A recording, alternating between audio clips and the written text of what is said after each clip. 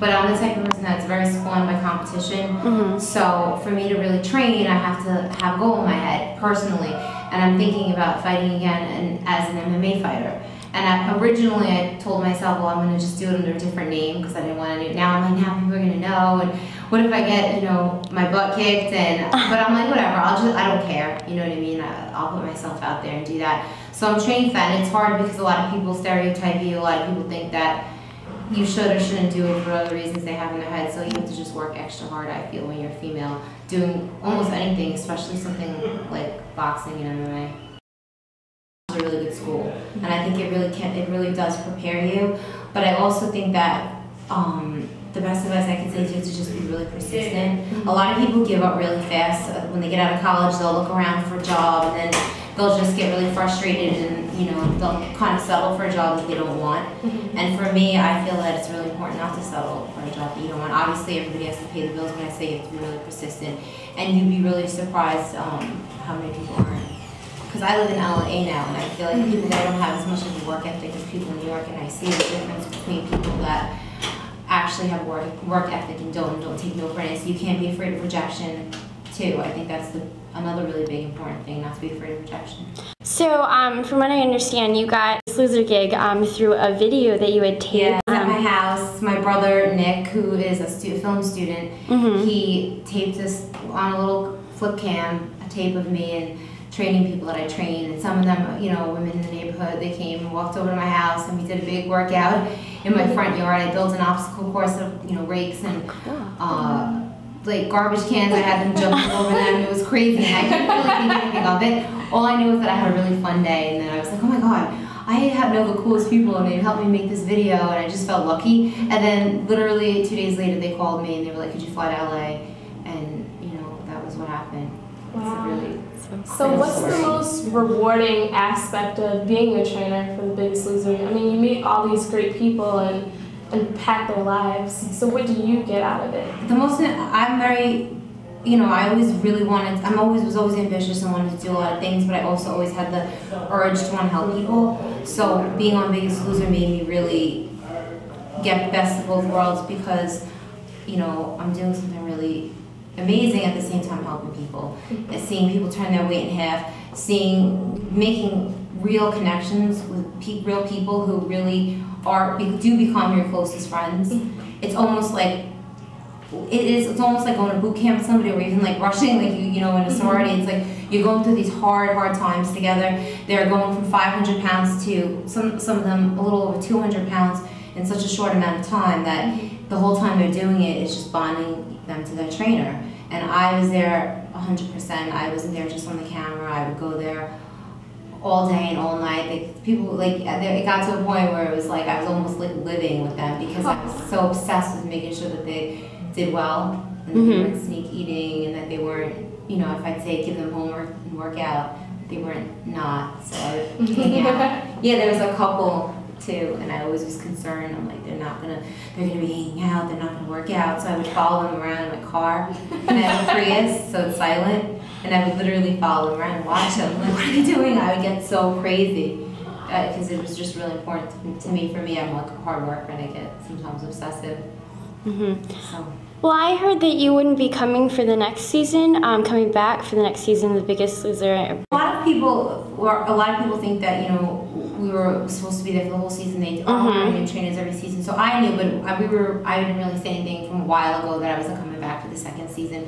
But I have an agent, and right now we're working on a show that's going to be equally, I feel, as good as Biggest Loser, and I would get to have more creative control over who we cast, which is fine with me, because I mean, I feel like anyone that needs help, like, I'm not really picky with that, but it's something that I'm going to have more creative control with, so I'm excited about that. That's great. So I feel like everything happens for a reason. I, of course, you know, wanted to come back for a second season, but I knew from very early on that I wasn't. And I knew that it was just going to open crazy doors for me. It's gotten me a sick deal now, you know, with fighting, you know, working with Everlast, about to start working with Puma as their trainer for their campaigns and stuff, and possibly getting my own show that hopefully works out and people actually like. Was something I wouldn't have had a chance to do had I not gone on The Biggest Loser, and had I not started boxing, which is what really got me the show to begin with. it's in the same genre as Okay. Biggest Loser, where it's I'm going to be training people who have weight problems, and basically along the same lines, just different. I really can't say that much. It's like in the works and it's a bunch of stuff, but it's similar but different. So it's a weight loss show, but it has its own twists and turns. Will you be behind the scenes or also on the show? Well, both. It's going to be a little bit of both. So yeah. That's awesome. Like I said, I'm going to get to do more with this show than The Biggest Loser. It was already written, kind of, you're a trainer, and you know, that's it. But believe it or not, you'd be surprised. A lot of people ask me, do you guys really make up the workouts? And yes, we do everything. The trainers, we really do train them. We really make up their workouts. No one tells us what to say. It really is reality. So a lot of people think it's scripted. I know a lot of people are like, oh, does someone really say that? I'm like, everything. Like, they actually tame it down. It gets so dramatic. Wow. Could I ask, are you compared to Jillian at all? That was one of the hardest things looking back now, that, you know, coming onto a show where you have a trainer like Jillian Michaels and Bob who have been doing it for so long. And, you know, I didn't really think about it at the time. I'm like, oh, you know, whatever, I'm myself, I'm not her, which is the truth, but it was a lot of pressure being compared to someone like her. And it just made me want to work harder, you know, but I'm not her, and we're two totally different people, which I think that I really just wanted to establish. And the way I did that was just not watching previous seasons of The Biggest Loser, because I didn't want to fall into the trap of trying to be someone I'm not, you know what I mean? Just because it works, I'm like, I'm just gonna be me, and hopefully people like me for who I am. So aside from obesity awareness and Biggest Loser and your new show, I know that you've done a lot for AIDS awareness as well. Could you tell us about that? Oh, thank you. Yeah, I did a really amazing bike ride from San Francisco to Los Angeles, where I led, I think it was a lot of people, like 5,000 people. Oh, wow. In a 7-day ride. It was insane. It was something that I didn't expect to love so much. I never really had been into biking and cycling, and I loved it. It was a physical challenge, it was a mental challenge. I was fatigued, I was tired, but it was for a good cause, for AIDS awareness. It's called AIDS Life Cycle, and they do it every year, and it's pretty amazing. That's cool. So what fitness advice do you have for the world?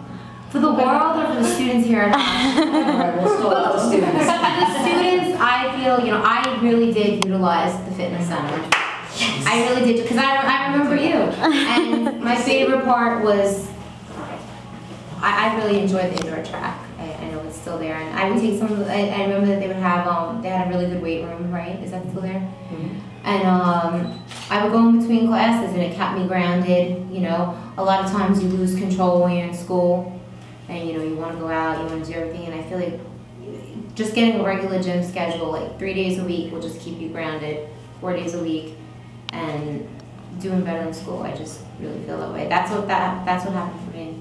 It's important to eat healthy. If you eat a lot of junk, you're gonna think, your mind starts to not work as well. You're not gonna, it benefits you to eat healthy. It benefits you to work out. It'll benefit you in school. And I'm really not just saying that, it really does. Because when I eat junk, I can't think as much. I'm not as in the mood to work out. So definitely make that a priority.